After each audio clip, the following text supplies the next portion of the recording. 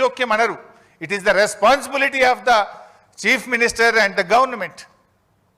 So ఈరోజు విషయం చూస్తూ ఉంటే, ఈ రిపోర్ట్ను చూస్తూ ఉంటే మరి అదైతే పూర్తిగా ట్రాష్ లాగా ఉంది, బేస్లెస్ లాగా ఉంది. చరిత్రలో ఇట్లాంటి కమిషన్లు, రాజకీయ వేధింపుల కోసం చాలా కమిషన్లు రిపోర్ట్లు ఇచ్చినాయి, అవేవి న్యాయస్థానాల్లో నిలబడలేదు. ఇందిరాగాంధీ గారి మీద కూడా అప్పటి జనతా ప్రభుత్వం షా కమిషన్ వేసింది. చంద్రబాబు నాయుడు గారి మీద కూడా కమిషన్లు వేశారు. అనేక కమిషన్లు దేశంలో వచ్చినాయి. ఏ కమిషన్లు కూడా న్యాయస్థానాల ముందు నిలబడలేదు. ఎందుకంటే రాజకీయ దురుద్దేశపూరితంగా ఇచ్చినటువంటి రిపోర్ట్లు న్యాయస్థానంలో నిలబడవు, ప్రజాక్షేత్రంలో నిలబడవు.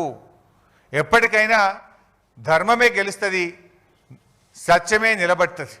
అంతే తప్ప ఈ రాజకీయ దురుద్దేశంతో ఇచ్చేటువంటి రిపోర్ట్లు ఎప్పుడు కూడా నిలబడవు. ముఖ్యంగా రేవంత్ రెడ్డి గారి ప్రభుత్వం మనకు తెలుసు, మీకు తెలియదేముంది. కమిషన్ల పేరిట, కేసుల పేరిట రేవంత్ రెడ్డి గారు రెగ్యులర్గా వరుస ధారావాహికలు ఒకటి తర్వాత ఒకటి, ఎలక్ట్రిసిటీ కమిషన్ అంటాడు, కాళేశ్వరం కమిషన్ అంటాడు, లేకపోతే గొర్రెల స్కామ్ అంటాడు, లేకపోతే ఈ కార్ రేసింగ్ అంటాడు, ఏదో ఒకటి పెట్టి తన వైఫల్యాలను కప్పిపుచ్చుకునే ప్రయత్నం.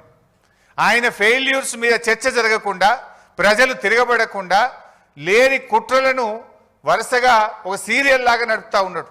ఆ టీవీలలో కొన్ని సీరియళ్ళు వస్తుంటాయి, జనరల్గా బాగా టాప్ సీరియల్స్ నడుస్తుంటాయి. కార్తీక దీపం అనే సీరియల్ వస్తూ ఉంటుంది. కార్తీక దీపం సీరియల్ రాగానే గుడి గంటలు అనే సీరియల్ వస్తుంది. గుడి గంటలు అయిపోగానే బ్రహ్మముడి అనే సీరియల్ వస్తుంటుంది. అట్లా రేవంత్ రెడ్డి కూడా ఓటెనుకోటో సీరియల్ లెక్క నడుపుతున్నాడు. సీరియల్ కాదు కదా, నిజాలు చెప్పు నువ్వు. ఇవి మొత్తంగా చూస్తే రైతుల ప్రయోజనాలు ఫనంగా పెట్టి కేవలం కేసీఆర్ గారిని వ్యక్తిగతంగా ఆయనని ఇబ్బంది పెట్టాలి, కేసీఆర్ గారిని హింసించాలనేటువంటి ధోరణే తప్ప రైతులకు న్యాయం చేయాలనో ప్రజలకు మేలు